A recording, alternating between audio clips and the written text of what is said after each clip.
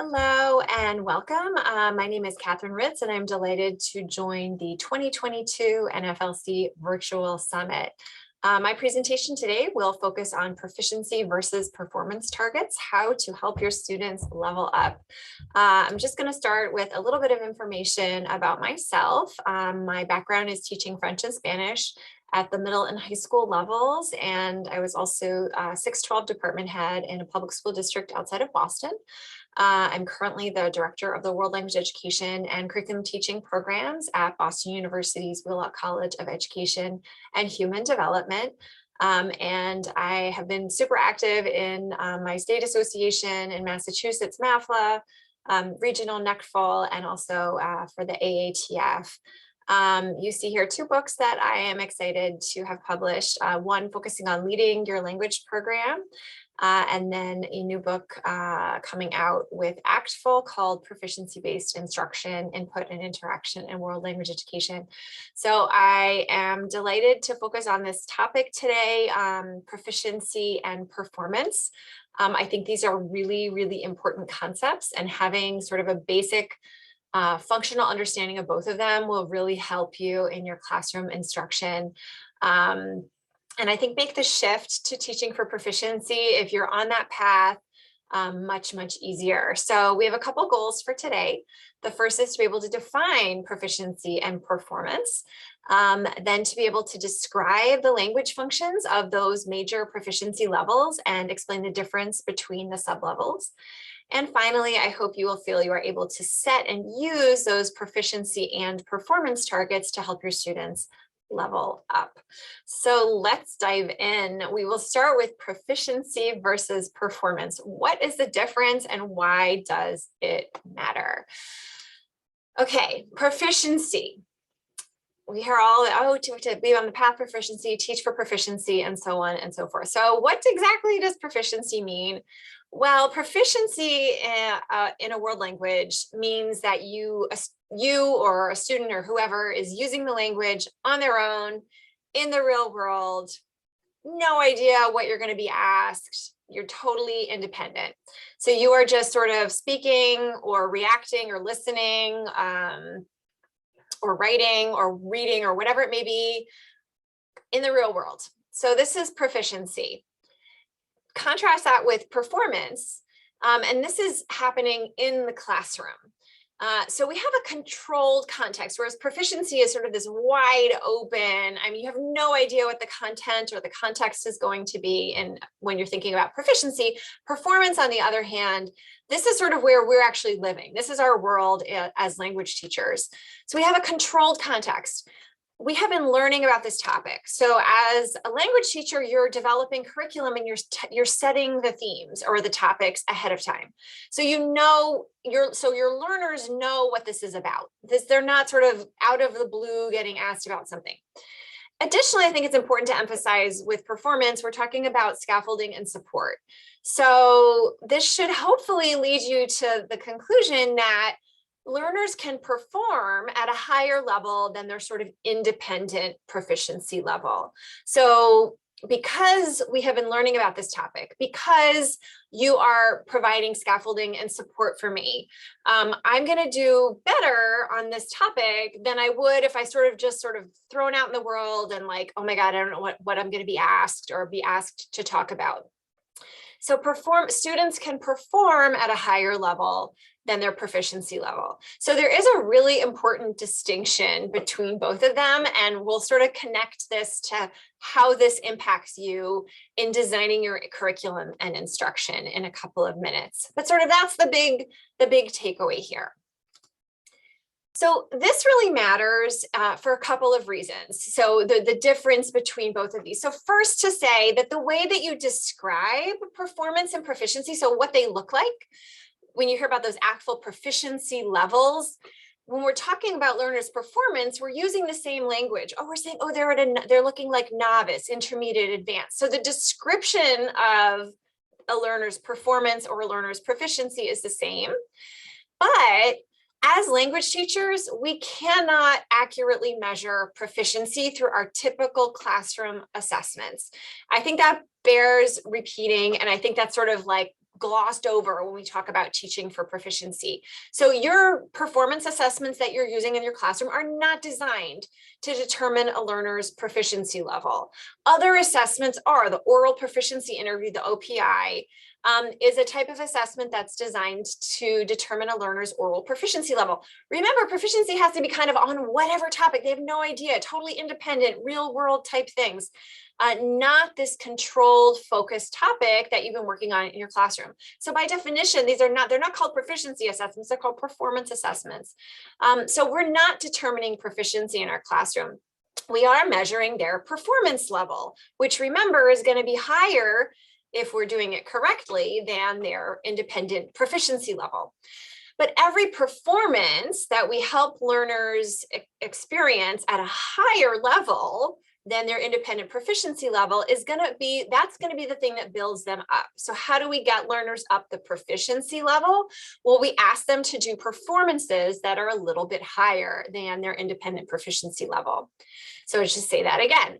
Every performance that you demand of students that's at a higher level than their independent proficiency level. So if I'm in the novice range and you're asked it proficiency wise, and you're asking me to perform, which is connected to the classroom topic theme, and you're scaffolding me and supporting me, and I'm going to show now a performance that looks like intermediate, that's going to translate into a higher proficiency level. So the more performances I do that are at a slightly higher level, so that's how my proficiency level is going to build up. And I can actually attain that higher proficiency level. So our task as teachers is to provide those opportunities for performance, interpersonal, interpretive, presentational, that's at the higher or a higher proficiency level. So those performances build towards proficiency. And that's a really important piece for us to focus on. And let's just think for a moment, if we're asking learners, if I have a novice level class and I'm only asking learners to perform novice level tasks, they're not going to move up to intermediate, right? So you have to be asking them to perform through scaffolding and support and connected to the classroom content at a slightly higher level. That's how they're going to sort of build up over the years. So now let's just have a quick primer on the proficiency levels. And hopefully many of you are already very familiar with this. So I've really just tried to condense it down into what I think is really the most essential pieces that I think it's important for everyone to know on the major proficiency levels and sublevels. Okay, so the inverted axle pyramid from the proficiency guidelines, hopefully you've seen this already many times. So we know that there are a few major levels, so novice, intermediate, advanced, superior, and distinguished. And then for novice, intermediate, and advanced, we have sublevels, low, mid, and high. In the pre-K, K-12 world, we are really living in novice and intermediate. And if we're lucky, we're getting our students up to advanced low. So that's sort of our best case scenario outcome, learner outcome. And I'm talking about proficiency level. So the best proficiency level outcome would really be advanced low, but most of us are living with learners that are in the novice to intermediate range. In the higher ed world, if you teach at the university level, advanced mid might be our best case outcome. And I've read some data recently that was kind of upsetting that like a French major in a university program, for example, French or other languages are also having learner outcomes at advanced low as well. So some concern there. So hopefully learners doing a study abroad program through college, they're getting solidly into advanced. Superior and distinguished are not generally the students we're working with. So that's really sort of the overview of these and again, these are thinking about proficiency outcomes for learners. So briefly, a novice, and these are a few things that I've summarized these from, I found the descriptors in the oral proficiency interview the most sort of simple and straightforward, in my opinion. The actual proficiency guidelines have lots of narratives, and so just sort of condensing that down, I found that the way that it's presented with the OPI is a little bit more accessible. So at the novice level, they are, and again, these descriptors describe both proficiency and performance, but in our mind, we know where the differences between those are. So whether we're talking about a performance or proficiency, a novice is communicating minimally with formulaic and rote utterances, and we're really having them, they're just producing words, lists, and phrases. So word level discourse, that's sort of a key word for our novices. Intermediates, we see what they call creation with language. We're getting some simple descriptions, asking and answering simple questions, handling a simple situation or transaction, and really sentence level discourse. So if you ask a novice about kind of food they like, they might say apple, pear, banana. If you ask an intermediate what kind of food they like, they might say, I like apples, pears, and bananas. Maybe we get a little bit of elaboration because I like fruit, but we're still getting very simple sentences, strings of sentences, and so on. And advanced, on the other hand, here's what's important. We see for the first time narration across all the major timeframes. So an intermediate is going to struggle to do that. They're going to struggle, and if they're truly intermediate, that's sort of not within the scope of what's possible for them, unless we talk about the sublevels, which we'll get to in a minute. But so they can narrate across all major timeframes, describing with detail. So it's no longer a simple description, but they can give you detail across the timeframes. We can handle a complication, and they could report on a current event. So the context of what they're talking about is slightly more external to their sort of daily needs and wants that would be happening certainly for an intermediate. And we see more paragraph level discourse here. So if you ask them what kind of food they like, you might get a wonderful story about, a childhood memory where their parent made this wonderful food and it was so great. And so they've started making it for their children. And that's why so you're getting something quite a bit more elaborate than what you might see for a novice or an intermediate. Superior. So again, we're not shooting for superior proficiency, but if you are working with learners who are in the advanced range, it is important to know what the functions of superior are. So superiors are supporting opinions. This one's I found controversial when I work on the proficiency levels with my students. They're like, wait a minute, we want novices or intermediates to give their opinions on things. And yes, they can give very simple opinions, but to really explain an opinion, you're using a pretty sophisticated language that really gets into the superior range. Hypothesizing, if the world were blah, blah, blah, those are getting into superior. Discussing abstract topics and handling these linguistically unfamiliar situations. So they might get into language that they haven't quite heard it or used it themselves well, but they can sort of navigate and figure it out. So very different. So let's think a little bit about the sublevels. So low, mid, high. The real difference here is so a little bit the level that of focus and attention that you need to sustain the level, and sort of the depth and breadth of the language that you use. So if you're a low, whether you're novice, intermediate, or advanced, one thing that's important is to be a low, you need to do all of those functions all of the time. But if you're a low, you're doing it with great linguistic effort. So you're really concentrating to sustain that level. So I'm intermediate, I can do all of the functions of intermediate all of the time, but I'm really working hard to get there. If I'm a mid, I'm doing all of the functions all of the time, and I'm doing it with ease and confidence. And there's sort of a larger breadth of richness in terms of vocabulary for that level. And you do start to see a few inklings of the next major level. If I'm in the high for novice, intermediate, or advanced, once again, I'm doing all of the functions of that level, and I'm doing probably all or almost all of the functions of the next major level, but I can't do that all of the time. So I can do some of them, but I can't sustain them. That's really the difference between the low, mid, and the high. So let's take it as example, a novice sublevel. So a novice, if I'm a novice low or a novice mid, I probably look like a novice to you. So when I speak, I sound like a novice. most of the time.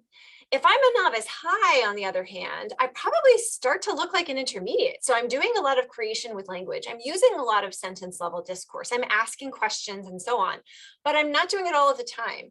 And the all of the time piece is when, again, if we think about what proficiency is this sort of independent, you have no idea what the topic's going to be.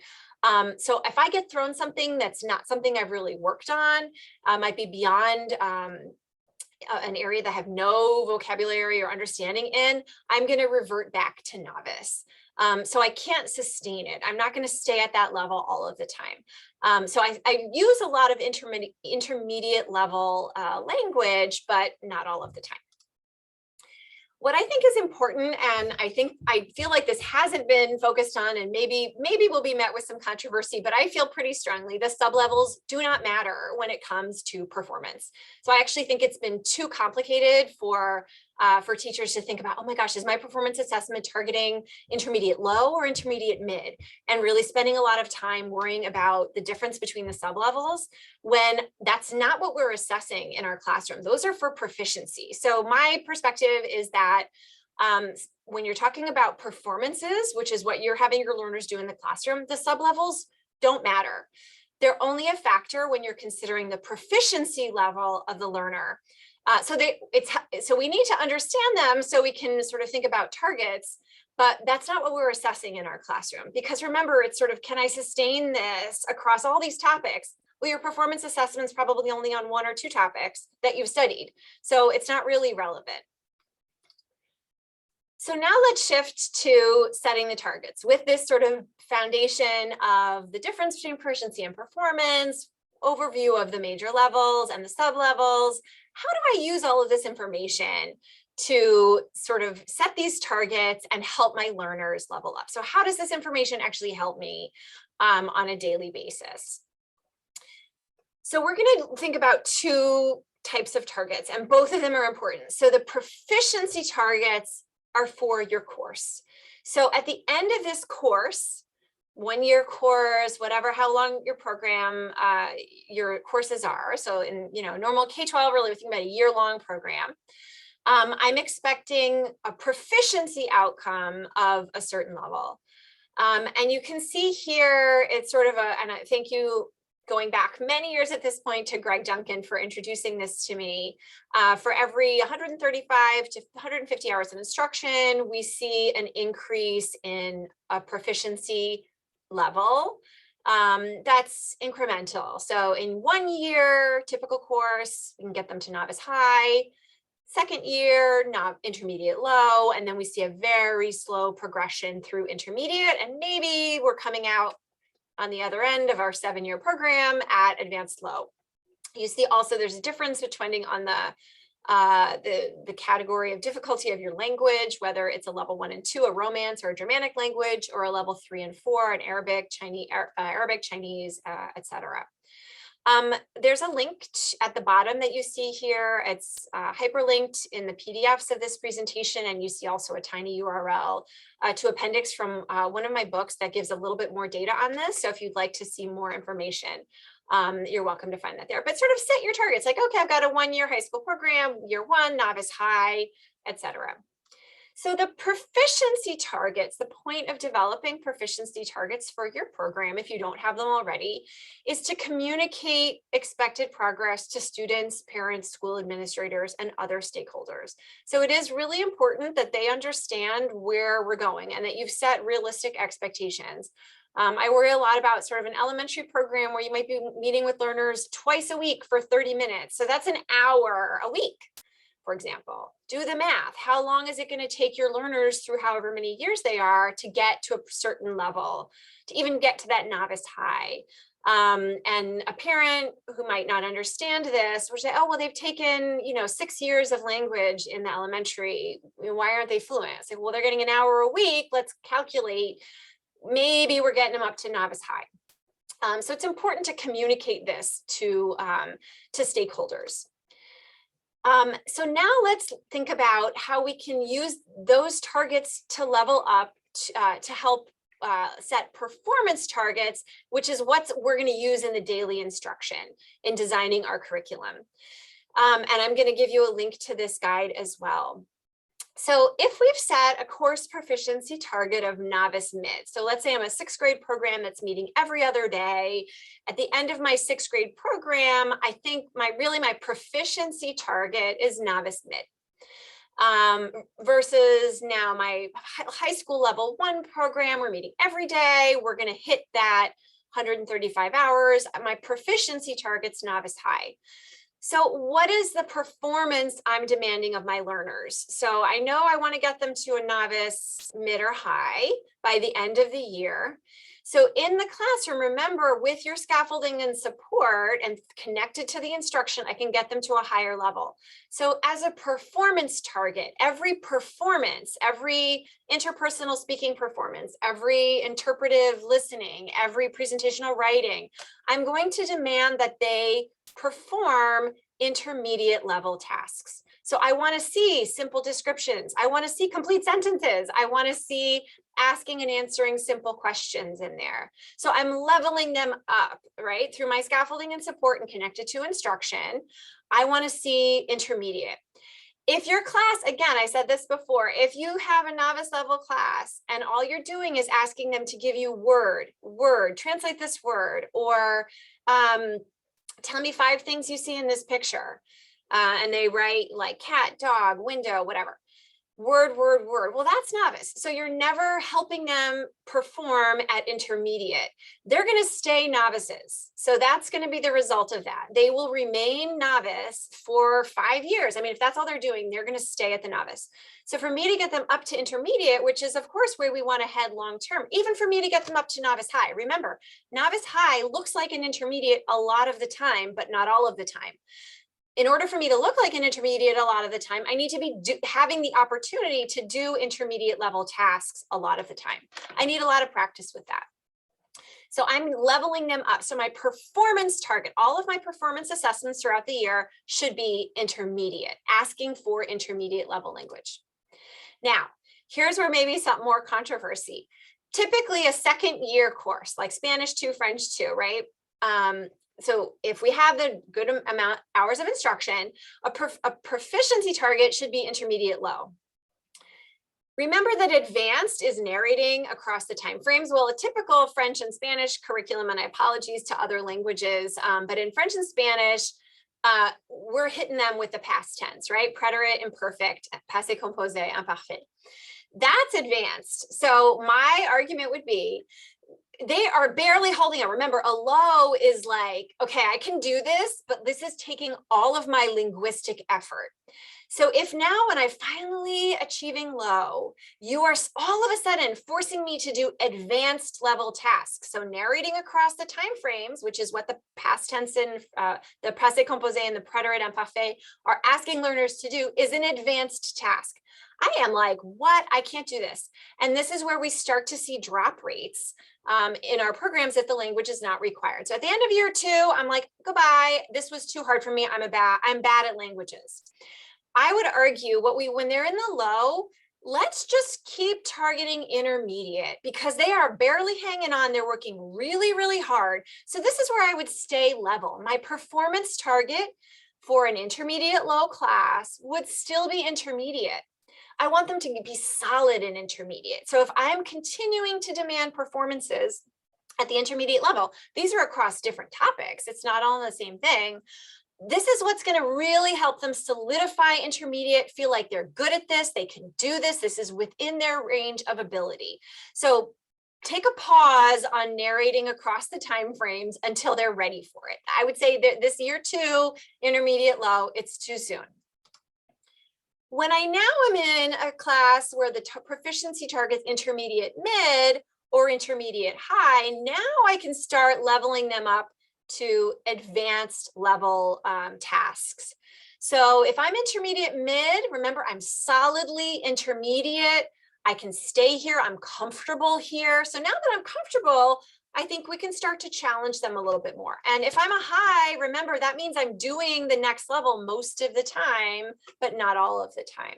So here's where through your instruction, you can scaffold and support them and build their language up into advanced level tasks, narrating across the time frames, describing in detail, handling complicated situations, reporting on current events, and so on. So in the mid and high, that's where I would start to scaffold them up to advanced. So your performance targets would be advanced.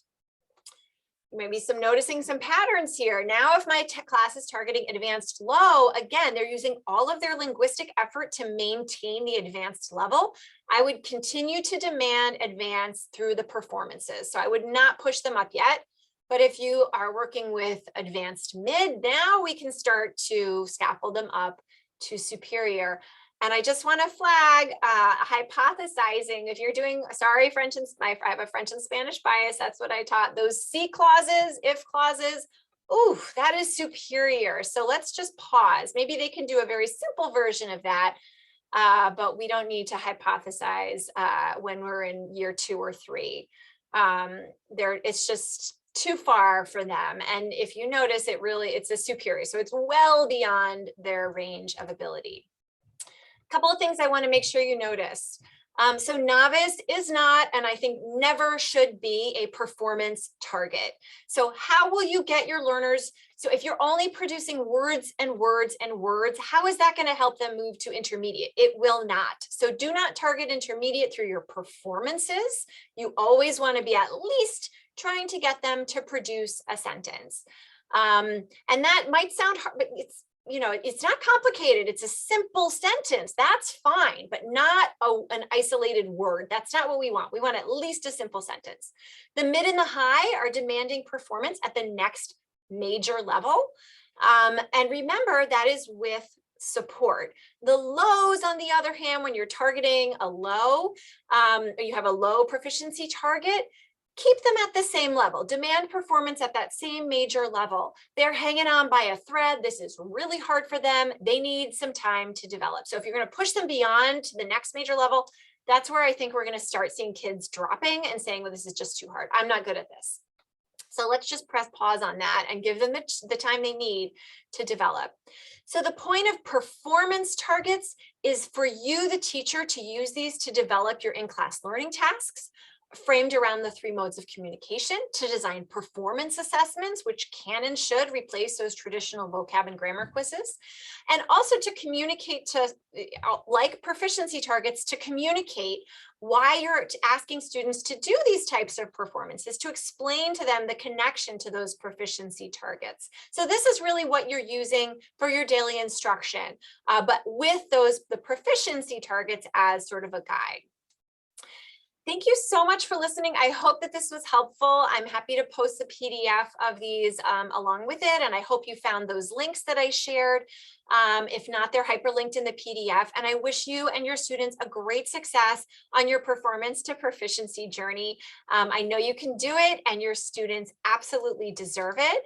And thank you so much to the NFLC for allowing me to present at this exciting virtual summit. Thank you, everyone. Wishing you well. Bye-bye.